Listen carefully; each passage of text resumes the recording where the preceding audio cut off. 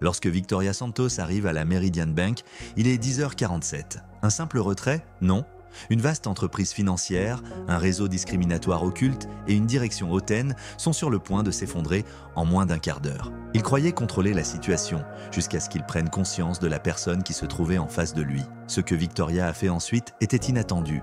Un secret explosif, une confrontation tendue et un coup d'éclat que personne n'avait prévu. Voulez-vous savoir comment une phrase a détruit toute une banque? Restez jusqu'à la fin. Le premier rayon de soleil se reflète sur les vitres en miroir de la Meridian Bank vers 6h45, faisant apparaître une danse de particules dorées dans l'air. Une tasse de café fumante est restée sur le bureau vacant de Marcus Wellington Miller au 15e étage. Pour l'instant, le bâtiment a gardé ses secrets, mais bientôt le silence quasi total sera troublé. Marcus ajusta le nœud de sa cravate en soierie italienne et murmura à son image dans le miroir de la salle de bain. Un autre jour, une autre victoire. La fatigue de 20 ans de travail dans le secteur financier se lit dans ses yeux bruns. Il ne se doutait pas que ses hypothèses allaient s'effondrer comme un château de cartes. Le hall est toujours désert lorsque les talons de Beatriz Oliveira retentissent.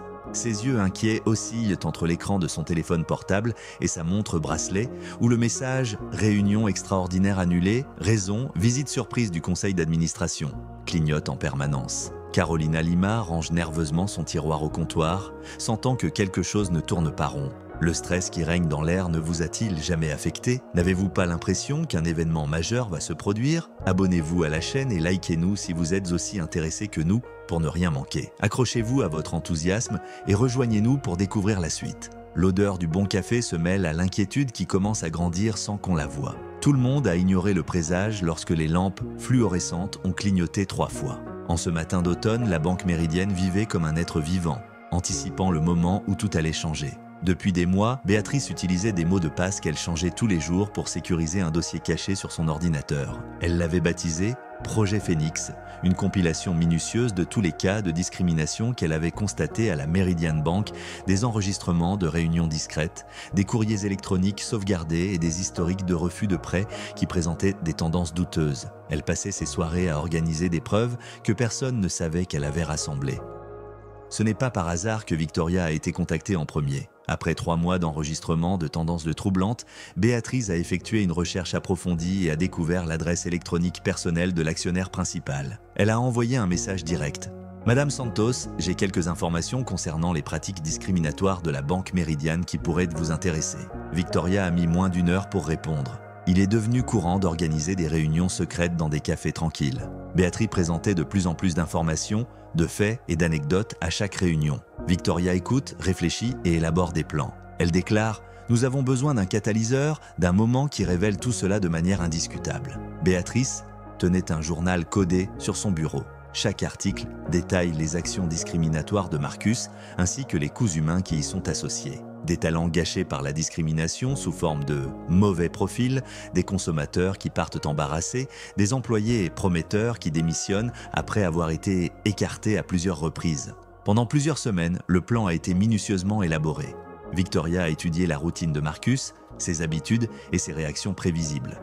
Béatrice a établi le programme idéal, y compris les heures les plus chargées de l'agence, les meilleures heures pour les caméras de sécurité et les meilleurs moments pour que le personnel approprié puisse témoigner. Pendant des mois, Béatrice a développé des partenariats stratégiques au sein de la banque. Sa première confidente a été Carolina, qui travaillait à la caisse. Ensemble, elles ont enregistré chaque client, traité différemment, chaque regard dédaigneux et chaque procédure spéciale utilisée uniquement dans certaines situations. Silencieusement, le réseau d'informateurs s'étend, alimentant les archives qui finiront par révéler la vérité. Ce n'est pas un hasard si le jour a été choisi. Le sentiment d'autorité de Marcus était à son comble le jour où il présentait habituellement ses évaluations mensuelles de performance. Victoria savait qu'il serait particulièrement enclin à manifester ses préjugés invétérés. Béatrice avait déjà secrètement activé le logiciel d'enregistrement de son ordinateur ce matin-là avant que Victoria ne se rende à la banque. Chaque remarque et chaque mouvement de Marcus serait enregistré, ce qui viendrait s'ajouter aux preuves accumulées depuis des mois. Attendant que la proie tombe naturellement, le piège était dans sa position idéale. Dans sa simplicité, le plan était idéal, laisser Marcus, motivé par ses préjugés profonds, creuser sa propre tombe.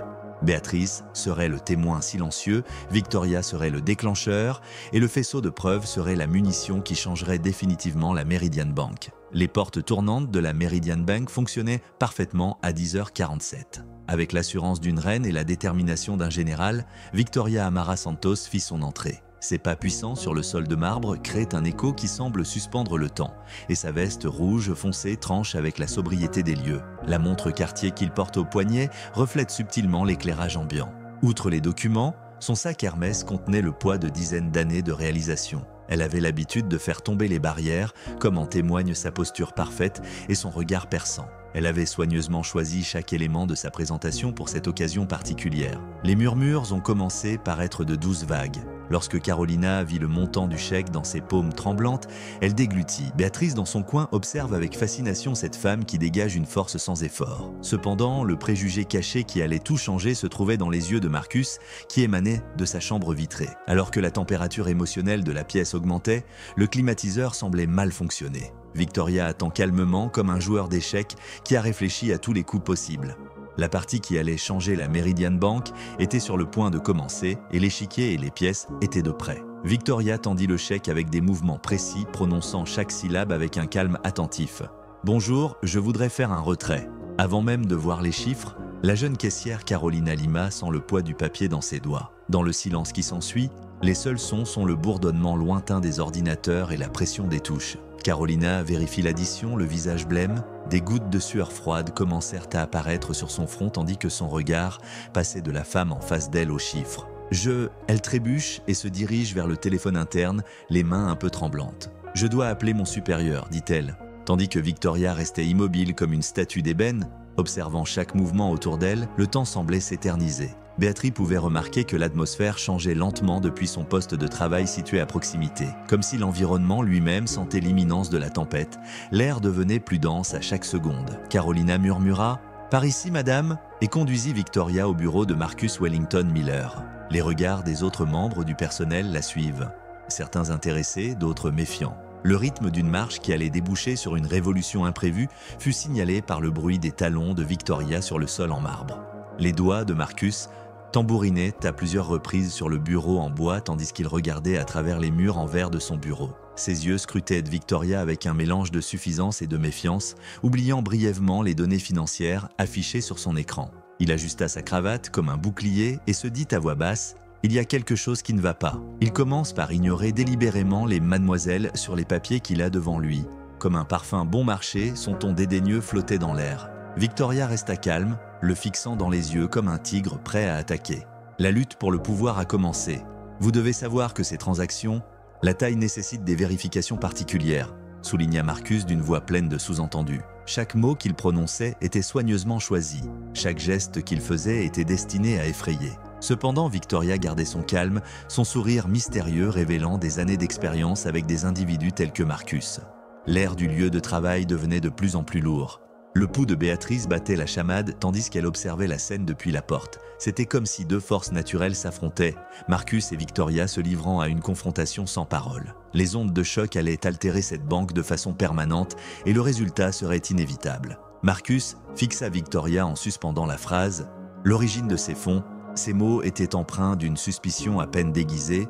Nous devons être absolument sûrs. Comme un métronome, le tic-tac de l'horloge murale signale le début d'une symphonie imminente d'idées préconçues. Les yeux de Victoria brillant d'une intensité mesurée tandis qu'elle se penche légèrement en avant. Sa voix, aussi douce que la soie et aussi tranchante qu'une épée, fendit l'air en disant « Monsieur Miller, vous avez tous les documents nécessaires entre les mains. Ou y a-t-il une raison particulière à votre hésitation ?» L'ego de Marcus, visiblement gonflé, balait les papiers comme s'il n'était rien. Vous savez, c'est une pratique normale. Foutaise. Sachant qu'elle avait vu des dizaines de transactions similaires autorisées sans problème lorsque les clients regardaient, Béatrice, toujours dans l'embrasure de la porte, se mordit la lèvre avec anxiété, distincte. Victoria dit « Peut-être ?» avec une précision chirurgicale dans chaque syllabe. Devrions-nous consulter le conseil d'administration au sujet de leur procédure standard? Elle avait déjà son téléphone dans les mains, ses doigts se déplaçant avec précision sur l'écran. Le visage de Marcus devint un peu pâle alors qu'il réalisait son erreur trop tard. « Monsieur Miller, excusez-moi. » Béatrice est entrée dans le bureau, ses yeux affichant une bravoure inattendue, malgré une voix un peu tremblante. Cette cliente, je reconnais son nom dans les rapports de l'entreprise. Ses mains, apparemment en quête de force, serrent un dossier contre sa poitrine. L'air de la pièce devint beaucoup plus dense. Victoria lança à Béatrice un regard subtilement encourageant, et Marcus se renfrogna. manifestement agacé par l'interruption. Il l'interrompit sèchement. « Mademoiselle Oliveira, je ne me souviens pas avoir demandé votre présence ?» Béatrice, cependant, refusa de reculer, son regard passant de Victoria à son supérieur. « Peut-être devrions-nous regarder l'historique des transactions et monsieur ?» demanda Béatrice, sa voix devenant de plus en plus forte. Le profil VIP que Marcus avait refusé de regarder était affiché en évidence sur l'écran de son ordinateur. Le front du directeur commença à transpirer alors que le poids de l'erreur commençait à se faire sentir. Marcus grogna « Vous êtes virée, Béatrice !» Mais le mal était déjà fait. Avec un sourire qui s'arrête devant ses yeux, Victoria grimace. Isabella Montero, la directrice régionale, arrive alors que le bruit des talons se fait entendre dans le couloir. Marcus ignore que son sort est déjà joué. La voix d'Isabella Montero résonna dans la salle comme un coup de tonnerre dans un ciel bleu limpide. La directrice régionale, s'inclinant respectueusement devant sa cliente présumée, fit pâlir Marcus. Victoria regarda la compréhension frapper Marcus comme une vague de froid et son sourire contenait maintenant une trace de plaisir. « Nous ne nous attendions pas à votre visite aujourd'hui. » Victoria répondit « J'imagine que non », avec dans la voix des dizaines d'années d'expertise dans des circonstances comparables. Votre directeur vous a récemment expliqué les méthodes particulières de l'agence. Le corps, raide comme une statue, des sueurs froides coulant le long de sa nuque, Marcus déglutit. Isabella lança un regard cinglant à Marcus, qui semblait avoir vieilli de 10 ans en quelques minutes. « Madame Brooks ?» On pouvait pratiquement entendre le crépitement de l'autorité transmise parce que le pouvoir avait changé de main si rapidement. « Je veux dire, Docteur Victoria, veuillez me conduire à la salle de réunion. » Comme le feu à la paille sèche, la nouvelle a fait le tour de l'agence. Le traitement méprisant de la femme par le directeur était en fait le plus gros actionnaire de la banque. Béatrice s'offre un petit sourire de satisfaction tout en restant près de la porte. Parfois, les paquets les plus inattendus contiennent la justice. D'autres membres du conseil d'administration arrivèrent, signalés par le bruit des ascenseurs de la direction. Deborah Martins-Costa, responsable de la conformité, et Ricardo Almeida Neves, tous deux vêtus de costumes immaculés, sortirent d'un air solennel. Comme si quelqu'un avait appuyé sur le bouton muet d'un film tendu, le bourdonnement de l'agence s'est brusquement arrêté. « Quel honneur inattendu, Victorias !» s'exclame Ricardo, dont la voix puissante résonne dans la pièce. Tandis que Marcus reste dans son bureau, sa silhouette visible à travers la vitre rapetissant d'instant en instant, les employés observent la scène avec stupéfaction. Les perspectives sont étrangement modifiées par le pouvoir. Isabella a convoqué une réunion spontanée dans la chambre exécutive sans préavis. Tout le monde pouvait voir la gravité des visages, les lèvres serrées et les gestes contraints à cause des parois de verre. Victoria reste dans sa posture royale, mais Marcus, qui vient d'être appelé dans la salle, apparaît comme un homme agissant de sa propre initiative. Alors qu'Isabella monte à l'étage de la direction, seule avec ses pensées, l'ascenseur est étrangement silencieux. Les photos des réunions de famille dans son sac à main pesaient comme du plomb. Elle les montrait, elle et Marcus, cousins depuis l'enfance, souriant, côte à côte et échangeant des objectifs et des aspirations qui semblaient maintenant trop lointains. Ses pensées remontent à 20 ans en arrière, lorsque Marcus, fraîchement diplômé, s'est vu recommander par son père un premier emploi à la banque. Sur son lit de mort, alors qu'il lui tenait la main avec le reste de ses forces, son père lui avait dit « Prends soin de lui, Bella ». Sentant le poids de ce devoir familial, elle s'était engagée. Elle était maintenant étouffée par cette même promesse, comme par une corde invisible. Dans 2 heures, la matriarche de la famille organisera un dîner dominical chez elle. Isabella entendait déjà les rumeurs de traîtres se répercuter dans les coins et recoins de la maison centenaire et sentait les regards accusateurs. La tante Regina, la mère de Marcus, rejetterait sans aucun doute ses justifications en matière d'éthique professionnelle. Pour elle, la famille, y compris la morale, passe avant tout. Des dizaines de messages non lus de sa famille clignotent sur son téléphone portable. Accusateurs. Oncles, cousins et même sa propre sœur remettent en question son allégeance au clan. Comment as-tu pu utiliser ton propre sang pour accomplir cela ? Était la question qui revenait dans chaque appel et message manqué. Elle savait qu'aucun d'entre eux n'accepterait cette réponse. Isabella regarde son reflet dans les toilettes de la direction, se souvenant de la discussion animée qu'elle a eue avec sa mère la veille au soir. Entre 2 sanglots déchirants, elle l'avait accusé d'avoir ruiné la carrière de sa cousine. Les mots résonnent dans ses pensées comme une déclaration impitoyable. « Notre famille ne sera plus jamais la même. » La coutume de longue date du repas hebdomadaire des cousins a été définitivement interrompue. Son rôle de marraine au mariage de sa nièce et sa place à la table de Noël étaient menacés. Sous ses yeux sans défense, la toile des liens familiaux tissés au fil des générations se défaisait rapidement. Dans ses textes quotidiens, Marcus savait exactement où frapper. Tu te souviens comment j'ai compensé tes lacunes à la banque pendant le divorce? Son dernier message était plein de venin. Quand je t'ai accordé un prêt pour payer les études de Sofia, est-ce que je t'ai tenu la main lors de l'enterrement de ton oncle? Chaque déclaration était un couteau aiguisé qui s'attaquait à ses zones émotionnelles les plus vulnérables. Isabella était intérieurement dévorée par le poids de la décision entre la justice et la dévotion familiale. Autrefois source de fierté, les photos sur son bureau semblaient maintenant l'accuser en silence. Chaque jour qui passe, le sourire de son père, figé dans un cadre doré, semble moins encourageant. Le vœu qu'il avait fait sur son lit de mort est devenu une énigme morale qui lui brise le cœur. À cause de son choix, la famille Montero, réputée pour son unité inébranlable depuis des générations, était en train de se désintégrer. Isabella était consciente d'avoir pris la bonne décision, mais elle découvrait que l'intégrité avait un coût plus élevé qu'elle ne l'avait prévu. Chaque lettre restait sans réponse, chaque photo de famille, portant désormais le fardeau de la trahison, creusait un peu plus le vide dans sa poitrine. La cravate italienne détendue autour du cou, Marcus est assis seul dans son bureau. Les dernières heures lui reviennent comme un film au ralenti et il contemple le vide. Autrefois synonyme de territoire, l'horloge murale sonnait désormais comme un compte à rebours avant la fin de sa carrière. À l'étage de la direction, on préparait frénétiquement des documents. Victoria avait demandé les relevés de présence des 6 derniers mois. L'enquête comprendrait un examen approfondi des modèles de comportement plutôt que de se concentrer uniquement sur l'événement de ce jour-là. Étage après étage, l'empire de Marcus s'écroulait en silence. L'enquête qui a suivi a permis de mettre au jour un réseau d'escroqueries bien plus vaste que ce que l'on avait pu prévoir.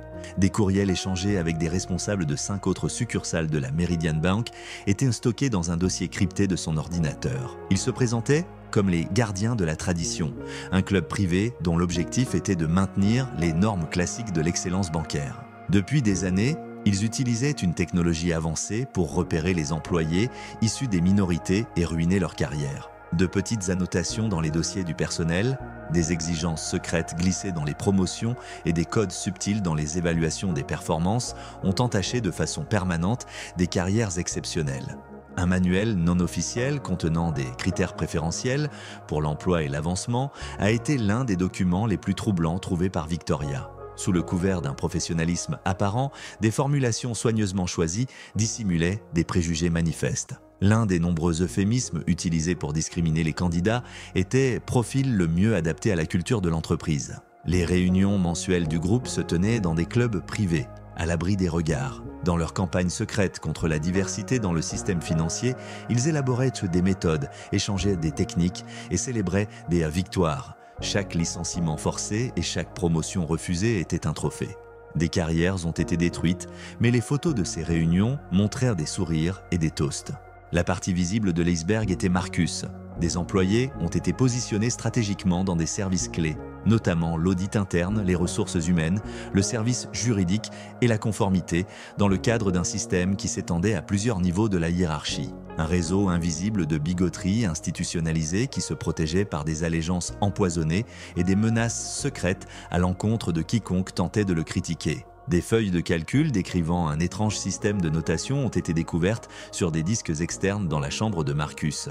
Les travailleurs étaient de noter en fonction de leur adéquation avec le profil idéal du groupe, qui favorisait ouvertement certains groupes et en pénalisait méthodiquement et impitoyablement d'autres, plutôt qu'en fonction de leur capacité ou de leur rendement. La découverte la plus surprenante est une liste noire officieuse, méticuleusement tenue à jour avec des codes désignant les caractéristiques indésirables des personnes brillantes dont les noms ont été régulièrement exclus de l'avancement professionnel sur la base des normes discriminatoires du groupe. D'autres sont restés à leur poste sans jamais vraiment comprendre pourquoi ils n'avançaient pas, tandis que d'autres encore ont quitté la banque découragés. Un système complexe de représailles à l'encontre des dénonciateurs a également été mis en évidence dans les dossiers. Les mutations non souhaitées, les mauvaises notes énigmatiques et un environnement de travail hostile étaient autant de formes subtiles de punition pour les employés qui remettaient en question les politiques discriminatoires. Le meilleur moyen de se taire est d'inspirer la peur, il murmure « si je pouvais revenir en arrière » à la salle vide. Cependant, le temps ne va que dans une direction toujours aussi implacable. Les photos sur son bureau, qui montraient 20 ans de succès dans sa carrière, semblaient soudain se moquer de lui. Chaque honneur et chaque reconnaissance étaient agachés par 15 minutes de bigoterie manifeste.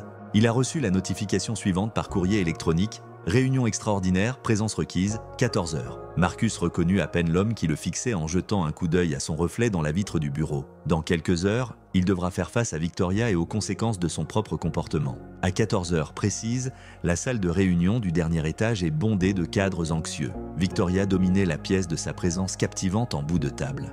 Isabella Montero disposait une pile de documents récemment imprimés, tandis que Ricardo Almeida Neves et Deborah Martins Costa étaient assis à côté d'elle, pensifs. Marcus est arrivé en dernier, sa chemise immaculée, maculée de sueur froide. Il se dirigea directement en face de Victoria vers la seule chaise vide où régnait un silence assourdissant. Les lumières fluorescentes les plus vives révélaient chaque pli de son visage rempli d'inquiétude et chaque tremblement de sa main. Victoria dit « Messieurs, mesdames » d'un ton apaisant qui contraste avec l'atmosphère tendue. Alors que des diapositives commencent à être projetées sur l'écran, les mots sont suspendus dans l'air comme des nuages d'orage. Nous sommes ici pour discuter non seulement d'un incident isolé, mais aussi d'un comportement qui n'a pas sa place dans notre institution. La présentation était remplie de statistiques et de graphiques montrant une histoire troublante de discrimination. Tandis que Victoria dirigeait la conférence avec une précision chirurgicale, Marcus s'enfonçait de plus en plus dans sa chaise. Chaque nouvelle diapositive semblait être un clou planté dans le cercueil de sa carrière. La voix de Victoria résonna dans toute la salle de réunion lorsqu'elle déclara « Nous allons mettre en œuvre des changements structurels dans toutes nos agences à partir d'aujourd'hui. » Elle fit glisser ses doigts sur un paquet doré qui contenait un nouveau manuel de comportement. Ce document, fruit de mois de préparation secrète, n'attendait plus que la mise en œuvre de ce déclencheur. Sur la télévision, Deborah Martins Costa affiche un programme détaillé. Chaque élément proposé était comme une brique dans la construction d'un nouveau Banco Meridian débarrassé des préjugés institutionnalisés, audits comportementaux trimestriels, mise en place d'un canal direct pour les plaintes, formation intensive à tous les niveaux hiérarchiques. Notre institution sera une référence en matière de diversité et d'inclusion dans le secteur financier, a déclaré Victoria en se levant de sa chaise. Son regard balait tous les visages de la salle, s'arrêtant brièvement sur Marcus, qui semble fléchir sous son regard. Nous ne laisserons plus la discrimination se dissimuler derrière des procédures CEDIA standards. Le nouveau programme de formation, créé en collaboration avec des spécialistes de la diversité, est présenté par Isabella. « Nous commençons demain », dit-elle fermement. Il s'agit d'un changement instantané et irrévocable. Béatrice, désormais invitée spéciale, sourit subtilement dans un coin de la salle, consciente qu'elle fait partie de quelque chose de révolutionnaire. Monsieur Victoria a fait remarquer, Miller, avec un sang-froid mortel, « Vos actions d'aujourd'hui illustrent exactement ce que nous devons éliminer. » Elle fait passer une enveloppe blanche sur la table et la salle devient silencieuse. Marcus fixa le papier comme s'il s'agissait d'un serpent sur le point de mordre. Lentement, son monde s'effondre autour de lui. « Il y a deux choix », a ajouté Ricardo Almeida Neves, sa voix forte résonnant avec autorité. Démission volontaire avec un accord ou licenciement immédiat pour motif valable. Marcus a ressenti ces mots comme des coups. En quelques heures, une carrière de 20 ans est réduite en poussière. Le coup de la discrimination est en train de se faire sentir. Les autres cadres observent avec un calme délibéré. Toute l'institution pourra s'inspirer du sort de Marcus. Victoria garde les yeux fixés sur la justice plutôt que sur les représailles. La peur cédera la place au respect, raisonne-t-elle, car ce sera une leçon qui résonnera dans toutes les agences du pays. Marcus saisit l'enveloppe, les mains tremblantes. Il avait déjà pris sa décision, non pas par lui-même, mais par ses propres actes. Le poids de 20 années de partialité secrète est finalement apparu sur son visage défait alors qu'il rédigeait sa démission. Certaines leçons sont apprises trop tard. Autrefois, représentation de l'autorité, le bureau de Marcus ressemblait désormais à une cellule isolée. Il rassemble des objets personnels d'une main tremblante, chaque photographie encadrée racontant une carrière bâtie sur des bases fragiles. À travers la vitre, il pouvait voir les visages des employés qui passaient en trombe, affichant un mélange de satisfaction et de sympathie. Il murmura à Isabella, qui le regardait partir « Je n'avais pas réalisé, mais c'était un mensonge. » Et ils le savaient tous les deux. Chaque rejet, chaque regard suspicieux et chaque procédure spéciale avait été délibéré. Son jugement professionnel avait été érodé par les préjugés qui étaient comme une maladie silencieuse. Sa voix s'est affaiblie lorsqu'elle a tenté de protester. « J'ai toujours suivi les protocoles. » Isabella reste silencieuse, son observation étant plus poétique qu'une réponse. Les protocoles de Marcus, qui servaient de couverture à sa discrimination institutionnalisée, avaient été révélés. Les feuilles de calcul qui se trouvaient sur son bureau mettaient en évidence un schéma indiscutable de discrimination dans les décisions qu'il avait prises au fil des ans. Marcus a traversé le hall d'entrée pour la dernière fois en emportant une boîte contenant ses effets personnels. Sa honte était désormais amplifiée par le marbre qui avait autrefois fait écho à son autorité. Victoria observe en silence depuis le haut de l'étage exécutif. La coïncidence peut être un masque pour la justice. La semaine suivante, les médias sociaux ont été inondés de messages anonymes. Les titres des blogs financiers spécialisés s'écriaient « La Meridian Bank abandonne la tradition pour la mode sociale ». Marcus a méticuleusement préparé une campagne de dénigrement contre l'organisation qu'il considérait auparavant comme la sienne en créant de faux profils bien ficelés. Des vidéos de réunions passées, soigneusement manipulées et montrant Victoria hors contexte à des moments précis ont commencé à circuler en ligne. En réponse aux changements radicaux dans les politiques de la banque, des clients conservateurs ont été discrètement contactés par des intermédiaires et invités à retirer leurs avoirs. Sur les médias sociaux, le hashtag Chasho Tradition Matters a commencé à gagner en popularité. Marcus a organisé un vaste réseau de leaders des marchés financiers qui partageaient ses convictions traditionnelles dans des groupes WhatsApp confidentiels. C'est Meridian aujourd'hui, votre banque demain, prévient-il dans des messages qui sèment la discorde. Sa plus grande arme était la peur du changement et les investisseurs anxieux ont commencé à douter ouvertement de la nouvelle orientation de la banque. Les modifications apportées à la Meridian Bank faisaient prétendument partie d'un programme dangereux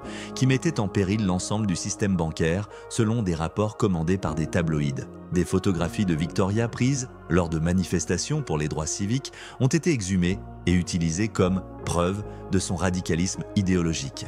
Les principaux médias du pays se sont livrés à une véritable guerre des récits. Même si leurs histoires étaient totalement hors contexte, les anciens clients mécontents étaient soigneusement choisis et encouragés à les partager. Dans des interviews manifestement planifiées pour un impact maximal, ils ont grommelé « Meridian, c'était l'excellence, maintenant c'est les quotas ». La réputation de la banque, vieille de plusieurs décennies, n'a cessé d'être mise à mal. Marcus a subrepticement engagé une société de marketing numérique pour diffuser ses commentaires désobligeants. La désinformation a été largement diffusée par des robots et chaque billet de la banque a été assorti d'un nombre fictif de commentaires défavorables.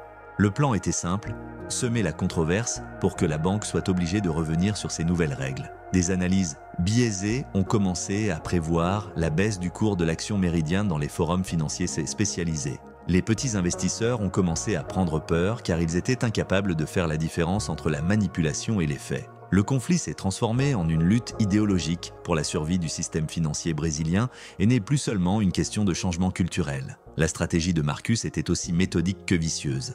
Viser la réputation de Meridian sur le marché, là où le bat blesse le plus. Le puzzle de sa vengeance était constitué de tous les messages, de toutes les remarques et de toutes les histoires inventées. Même s'il fallait pour cela démanteler l'organisation qu'il avait contribué à créer, il était déterminé à démontrer que l'inclusion avait un coût trop élevé. Heureusement, les policiers ont découvert tout cela.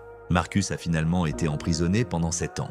Une semaine après l'événement, la Meridian Bank était en pleine effervescence. Les murs, autrefois austères, étaient ornés d'affiches sur l'intégration et la diversité. Béatrice a organisé des séances matinales au cours desquelles les membres du personnel ont discuté de leurs expériences et des leçons qu'ils en ont tirées. Les discussions ouvertes et productives ont remplacé la peur de parler des préjugés. La nouvelle devise de l'organisation est « un service humanisé d'abord, des chiffres ensuite ». Victoria a mis en place un système d'évaluation novateur qui accorde plus d'importance à l'égalité de traitement des clients qu'à la réalisation d'objectifs mesurables. D'abord sceptiques, les membres du personnel commencent à reconnaître les avantages de ce système pour les relations bancaires. Le bâtiment comprend désormais un espace permanent dédié aux consultants en matière de diversité. Des représentants de succursales de tout le pays ont participé à des sessions approfondies. Lors de l'une des réunions, Béatrice a précisé « Nous ne nous contentons pas de changer les procédures, nous transformons les mentalités ». La volonté de changement était évidente dans chaque nouvelle politique mise en place. Un nouveau système de surveillance du comportement a été créé par Deborah Martins Costa. Auparavant utilisé uniquement à des fins de sécurité, les caméras et les enregistrements sont désormais utilisés comme ressources pédagogiques. Chaque rencontre devient une opportunité de développement et chaque service une occasion de mettre en valeur la nouvelle identité de la banque. Appelée en interne l'affaire Victoria Amarasanto, elle est devenue un sujet obligatoire pour la formation de l'entreprise. L'histoire a résonné dans les couloirs de la banque, servant de rappel permanent. Lors des réunions hebdomadaires, Victoria s'est fait un point d'honneur de partager des données démontrant les avantages des ajustements, tels que l'augmentation du bonheur des clients et un taux de plainte pour discrimination de 0%. 6 mois plus tard, Victoria regarde la ville par les fenêtres de son bureau au dernier étage. La Meridian Bank est devenue un symbole de changement plutôt qu'une simple organisation financière. La révolution silencieuse qui a transformé non seulement une banque, mais aussi établi une nouvelle référence pour l'ensemble du secteur financier, est discutée par les gens dans les rues. Béatrice en était à son 1000e entretien d'embauche. Elle était désormais l'estimée directrice du programme de diversité. Dans le secteur, la banque est désormais la plus recherchée. C'est votre capacité à traiter tout le monde avec dignité et respect qui détermine votre valeur ici et non votre apparence, a-t-elle déclaré aux candidats. Lors de la réunion de fin d'année, Victoria a dévoilé de nouvelles initiatives d'inclusion financière pour les régions défavorisées. Notre voyage ne fait que commencer, a-t-elle déclaré, son sourire affichant la joie de quelqu'un qui a réussi à transformer un échec personnel en un triomphe collectif. La Meridian Bank était en train de devenir un mouvement plutôt qu'une simple organisation. Quelle histoire! Maintenant, dites-moi, si vous étiez Victoria, que feriez-vous? N'hésitez pas à nous faire part de vos réflexions dans la section des commentaires. Et si vous avez apprécié ce rebondissement, montrez cette vidéo à votre ami. Je suis sûr qu'il ou elle sera aussi choqué que vous. À bientôt!